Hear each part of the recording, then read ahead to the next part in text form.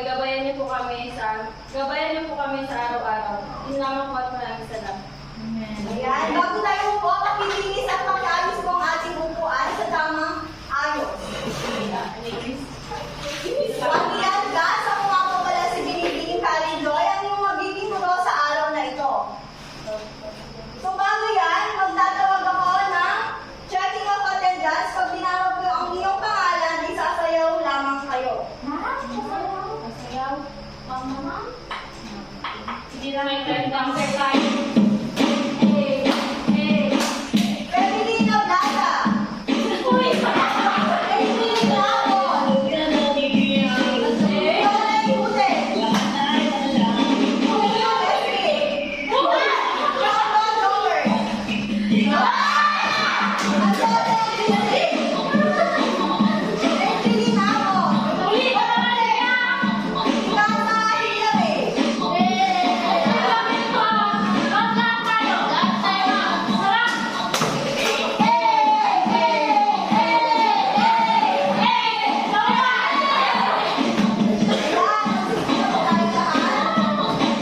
Tayo ay magbabalik-aral. So, ano nga ba ang tinalakay natin nung nakaraang ating tinalakay? Maaaring bang subukin? Florence? Patungkol sa may kwento ang bundok kanlon. Maaari mo pa bang dagdagan, Leslie?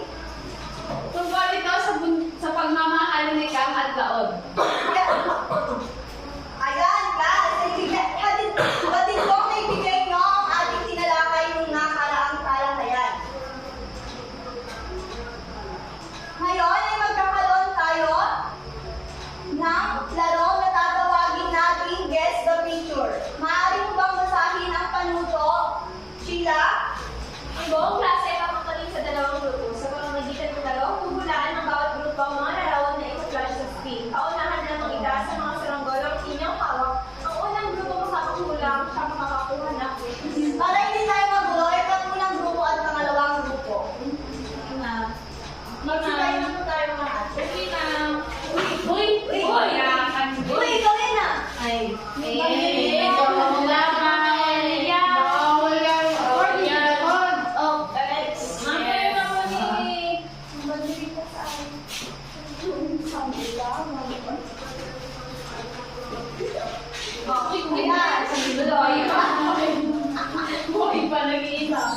Yes.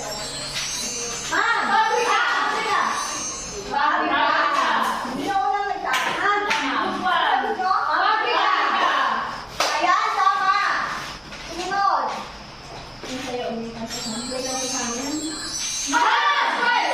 Inhinyero! Tignan natin kung tama. Ayan.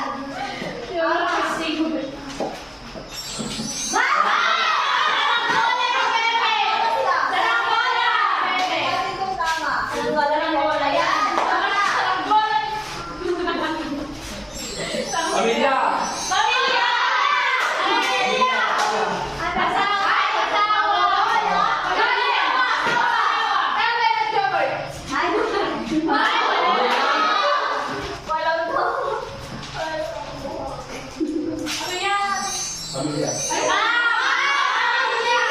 Pamilya! Anak, pamilya, tingnan natin. Ayan!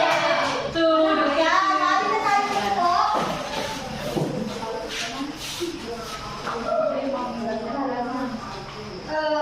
Ayan guys, bago tayo tumako sa ating talakayan, magkakaroon muli tayo ng laro. Tatawagin natin sa talasalitaan. Maaari ko bang basahin ang mechanics, Christine?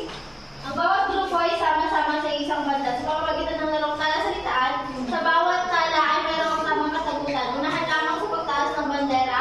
Ang unang pagtaas ang isang grupong sasagot. At kasama na yung sagot, maaari mapunta ang isang pagkakataon sa ikalawang grupo at sa kanila mapupunta ang grupo. Ayan.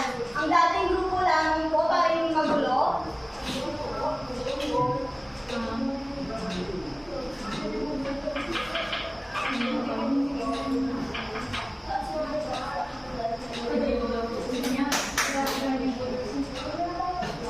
Ay! Go! Ito na lang ako. Ikaw na lang ako. Sa nakaon na lang kayo. Ayan. Ano sagot nyo?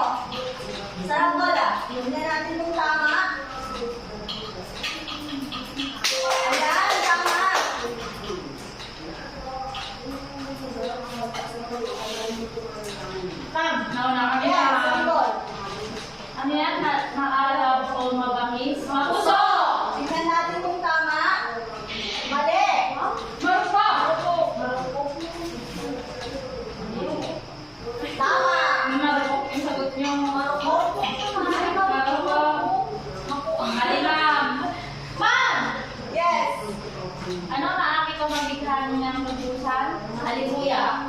Hallelujah. Tingnan natin kung tama. Mali. Maligit. Maligit. Yes, tama.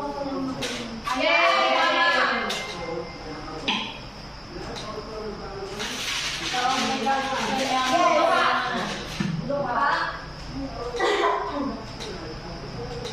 Tama. And last. Yes, Lauren. Pamilya. Tingnan natin kung tama. Pamilya. Mali. Kaibigan.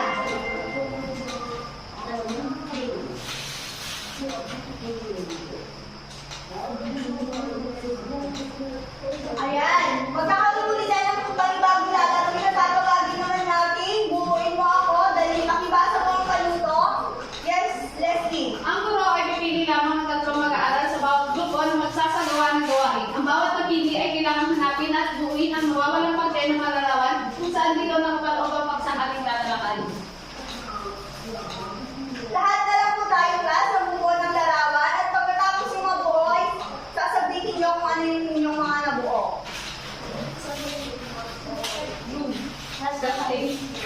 Music class. Music na yung gulo. Country.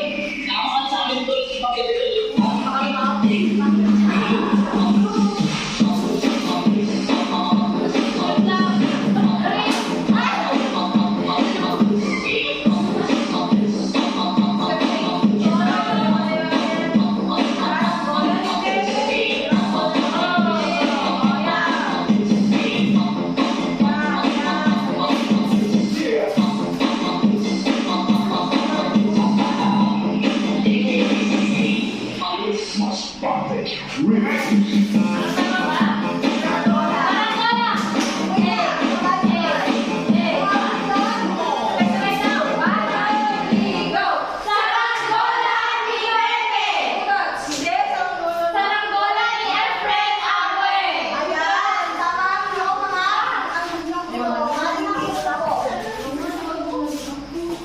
ang ating tatalakayin ngayong araw class ay ang saranggola ni Efren or Abueg. Bago yan, kilalanin muna natin si Efren Abueg. Maaari ko bang basahin? Leslie? Siyempre, ang ay isang kilalang manunulat mula sa Pilipinas. Isa siya sa mga paunahing boses sa larangan ng politikang Pilipino. Ang kanyang mga akda ay kinikilala sa kanilang paglalarawan ng kahirapan, karanasan ng mga ordinary Pilipino at mga suliranin ng lipunan. Ayan. Mag-take note po tayo class at pakinggan mabuti ang aking video clip na ipapanood. Yes, ma'am.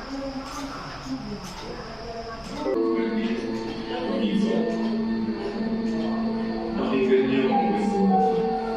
May isang lalaki, 12 taong gulang. Ngayon siya sa kanyang ama ng isang tuyon.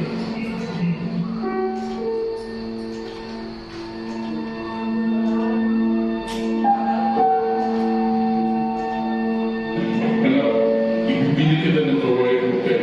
Gumawa ka na naman sa bola. Madali yan, ituwag kita.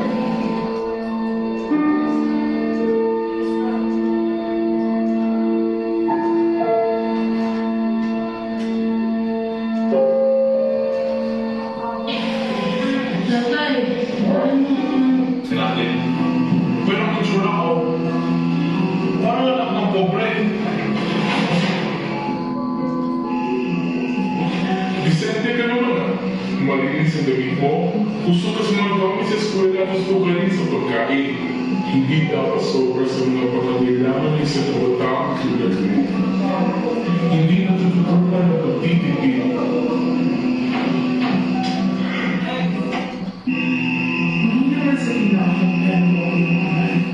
Kumontrata siya ng paggawa ng tabutso sa isang Pilipino. So, tandaan niyo ang kwento niya. Kwento yan ng namatay niyo. Kwento Ayan.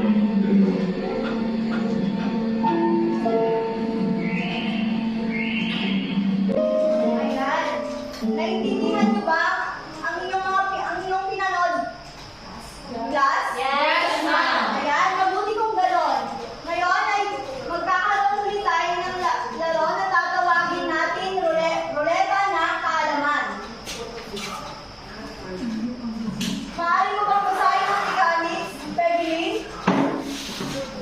Ang bawat manlalaro sa hangin ito ay pindutin lamang ang ikot upang magpatuloy ang ruleta at hinto upang tumigil ito sa pag-ikot. Ang bawat kulay na napili ay may kalakip na katanungan. Ang tula ng kulay ay naglalaman ng madaling katanungan. Ang asul ay naglalaman ng sakto lamang sa kalaman. Ang dilaw, naglalaman ng tanong na hindi mo pwedeng atrasan.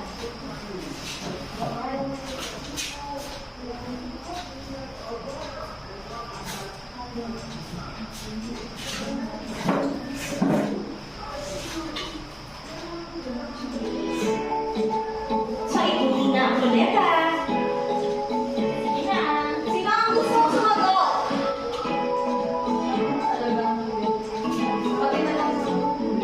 Yes, Leslie.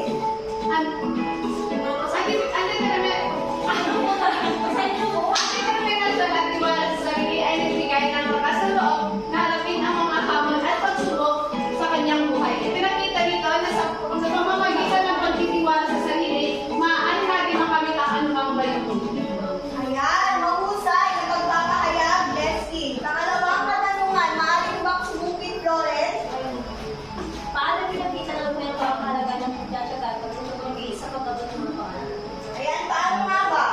Sa pamamagitan ng masalang pagsisikap ni Ang Ma'am upang makabot siya ng saranggola, ipinakita sa kwento na ang kahalaga ng pagtsatsaga at pagtutuloy sa pagkabot ng mga pangarap ay mahalaga.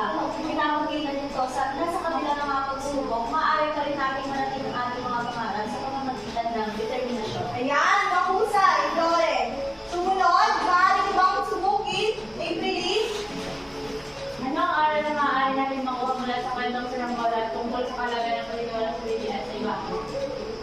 Nagpapakita ng halaga ng pagtitiwala sa sarili at sa iba sa pagabot ng mga pangarap. Pinakita nito na sa pamamagitan ng pagtitiwala sa tulungan. Mas madali natin makakamit ang ating mga limit. Ayan, napakahusay.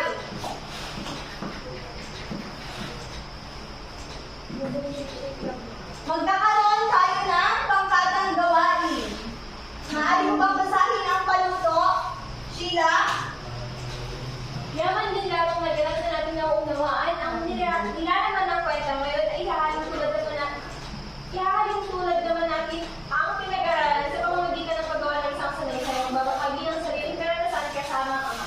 Narito ang katanungan. Sumulat ng isang narrative ng sanaysay na naglalaman ng iyong karanasan kasama ang iyong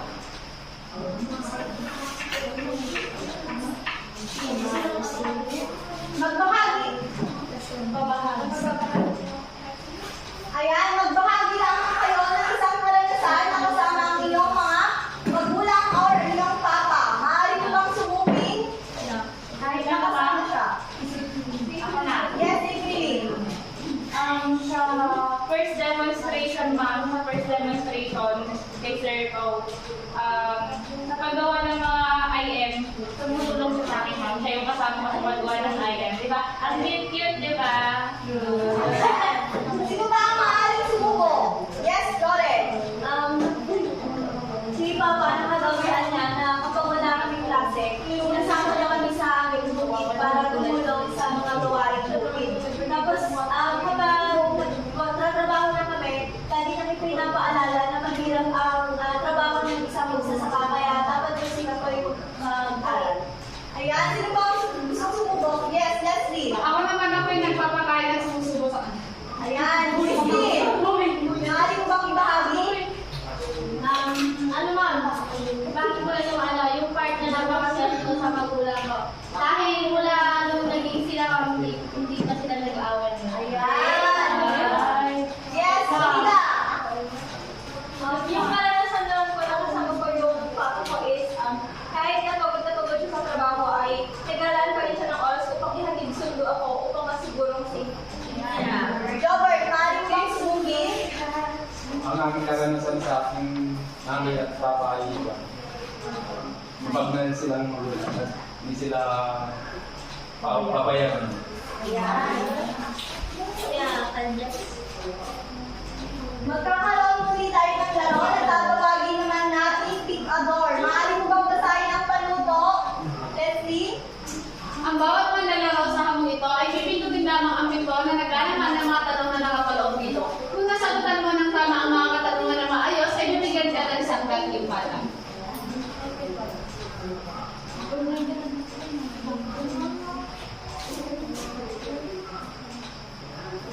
Sino ang gustong pili ng kanyang pintuan? Yes, Leslie. Mandon. Uy! Hindi! Ano na? Hindi doon. Ano na? Ayan. Pakibasa. Paano mo naman tinanggap ang mga pangalan ng imang gulay para tinanggap ko ito sa pamamagitan ng pagsasabuhay at pagpapahalaga sa kanilang mga kautusan. Ayan. Napakahusay.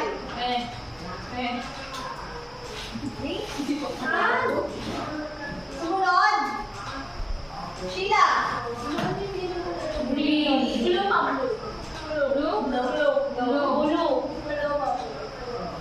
Ayan. Naibabihan ng anak ang iniisip ng magulang. Yes, ma'am. Kasi wala nang magulang na ang na ipapahamak nila ang kanilang mga anak. Pinapangaralan tayo, hindi ibig sabihin yun na pinapangaralan tayo upang maituwid nila tayo sa tamang buhay. Ayan. And last, sinong gustong sumagot? Flores? Bakit sinasabi mabuti magturo ang naranasan? Sabi nga sa isang saying na experience is the best teacher. Ayan. Okay.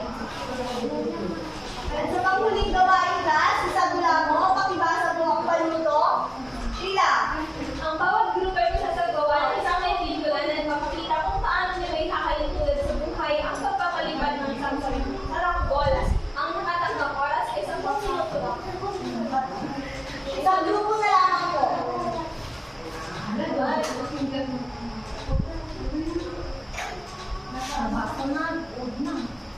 Ayan, maglabas po tayo ng 1/4 sheet of paper at dadako na tayo sa ating maikling pagsusulit.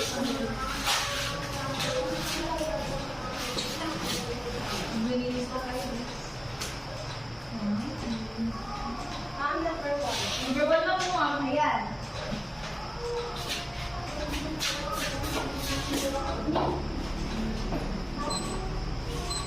Number 2.